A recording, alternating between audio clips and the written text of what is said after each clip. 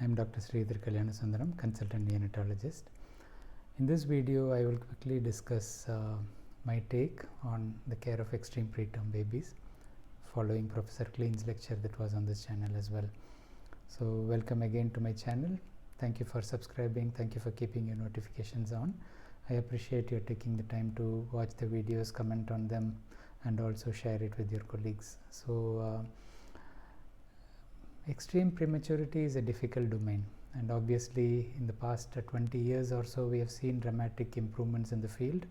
When I started training in neonatology in the early 90s, a 28-weeker or 29-weeker used to give us adrenaline rush, and we used to be stressed about them. Many of them had intraventricular hemorrhage, many of them had severe RDS, needed surfactant treatment. Then we had better approach, combined team approach with obstetricians. We started using antenatal steroids, more effective antenatal care, appropriate delivery practices, and early use of non-invasive ventilation, early use of surfactant therapy in the babies who need them. So we used to have prophylactic surfactant earlier, and that concept has moved on. We don't use prophylactic surfactant anymore, but early rescue surfactant is what is practiced. So now when we get the 27 or 28 weekers, we feel like we used to feel when we got the 30 or 32 weekers in the early 90s. So as our experience increases, our expertise and the way the team works improves, and so we are able to save the smaller babies with less effort. I suspect the same will happen in the 24-25 weekers as we go on, as we get more adept at nutrition management, temperature management, appropriate ventilation, adequate use of non-invasive mode and similar ways to reduce bronchopulmonary dysplasia, and so on. So nutrition and prevention of infection is going to be the key. So appropriate skin care, appropriate humidification, and so on becomes important. Professor Klein's lecture focused on the very small babies, the 22 to 23 week babies. Very few centers have good results with them currently. 23 weekers, of course, all of us have started seeing 1 or 2 cases coming out, and they do equally well to the 24-25 weekers when they do survive. So the complication rate is similar, but they go through a lot of stress in the stay in the NICU.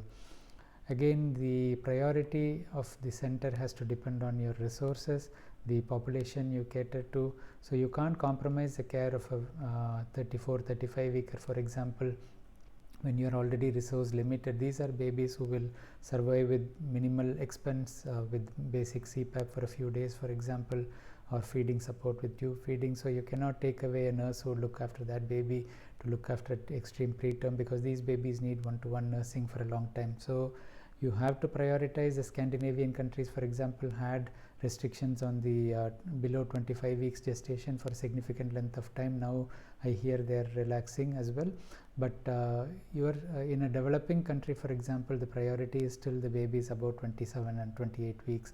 So the 23, 24, 25 weekers, you have to try what best you can in the limited resources you have, but you have to prioritize the resources to the babies who need it more within the limited resources. Where there is no resource limitation, of course, it comes on to the unit preference.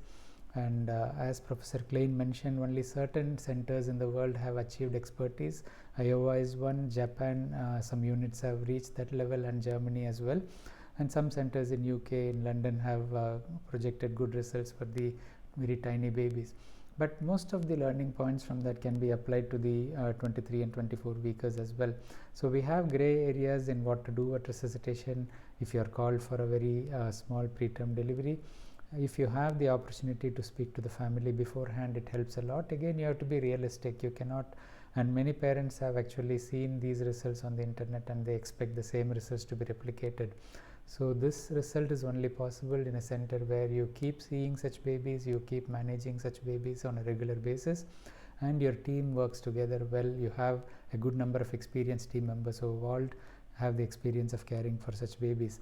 As I made in my comment towards a discussion of Professor Klein's talk, replicating this needs lot of teamwork, lot of effort, and lot of experience. The opportunity may not come to all of you, because if you are working in a smaller center, you may get 1 or 2 23 weekers in a year, and if they don't do well, they pass away within 1 or 2 days. So you may not really have the experience. You have to learn from the 24-25 weekers, avoid mistakes, learn from your mistakes, and keep improving, and the team overall will start improving, and we may start getting better outcomes in these babies.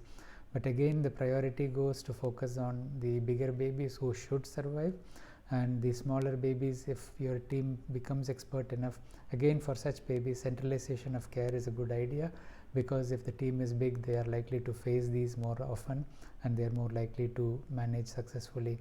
So ethics is another issue, and the Nuffield bioethics document was produced for the extreme preterm management.